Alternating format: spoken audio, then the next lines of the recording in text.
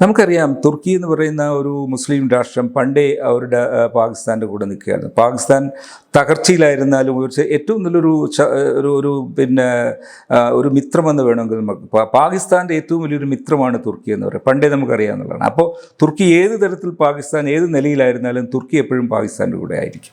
Azerbaijan മാനസികമായിട്ട് അവരുടെ കൂടെ ആയിരുന്നാൽ തന്നെ തുർക്കിയാണ് ഫിസിക്കലായിട്ട് തന്നെയും അവരെ പാകിസ്ഥാനെ സഹായിക്കാനും അവിടെ ചെന്ന് അവരുടെ വെടിക്കോപ്പുകൾ കൊടുക്കാനും അവരുടെ ഡ്രോൺസും മറ്റു കാര്യങ്ങളുമൊക്കെ വളരെ ഭംഗിയായി ഉപയോഗിക്കാൻ പാകിസ്ഥാനെ സഹായിച്ചത്. എത്ര ഭംഗിയായി ഉപയോഗിച്ചു എന്ന് വെച്ചാൽ നമുക്കറിയാൻ പറ്റും. അവരുടെ ഒരു ഡ്രോൺസും മറ്റുമൊന്നും നമുക്ക് നമ്മുടെ അടുത്തുവരെ എത്താൻ വരെ സാധിക്കാത്ത രീതിയിൽ നമ്മുടെ S-400 അതിനെതിരായിട്ട് അത് ഇനാക്ടിവേറ്റ് ആക്കി, എയർ വെച്ച് തന്നെ ഇനാക്ടിവേറ്റ് ചെയ്യാൻ നശിപ്പിച്ച സംഭവങ്ങളൊക്കെ നമുക്കറിയാവുന്ന കാര്യമാണ്. അപ്പോൾ തുർക്കി എന്തായാലും മാനസികമായിട്ട് പാകിസ്ഥാൻ്റെ കൂടെയാണ്, വളരെ ശക്തിയായി തന്നെ അവർ നിലകൊള്ളുന്നു. നമ്മുടെ ശത്രു രാജ്യത്തിൻ്റെ ഏറ്റവും വലിയ മിത്രമാണ് തുർക്കി.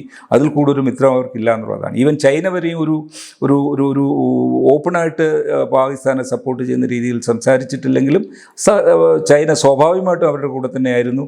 പക്ഷേ ഓപ്പണായിട്ട് ചൈനയും പോയില്ല. തുർക്കിയാണ് വളരെ അങ്ങേയറ്റം വരെയും തുർക്കി അവരുടെ രാജ്യമായിട്ട് പോയത്. പക്ഷേ അത് എഫക്റ്റീവ് ആണോ എന്ന് ചോദിച്ചാൽ നമുക്കറിയാവുന്നതാണ്. എൻ്റെ നെറ്റ് റിസൾട്ട് നമ്മളെ സംബന്ധിച്ചിടത്തോളം തുർക്കി ഒരു വലിയ പ്രാധാന്യമുള്ള ഒരു രാജ്യം പാകിസ്ഥാൻ്റെ മിത്രമായിട്ടാണെങ്കിലും നമുക്കത് കാണാൻ പറ്റില്ല. അവരുടെ യുദ്ധോപകരണങ്ങളും മറ്റും നമുക്ക് പെട്ടെന്ന് തന്നെ ചെറുത്ത് നിൽക്കാനായിട്ടുണ്ട്.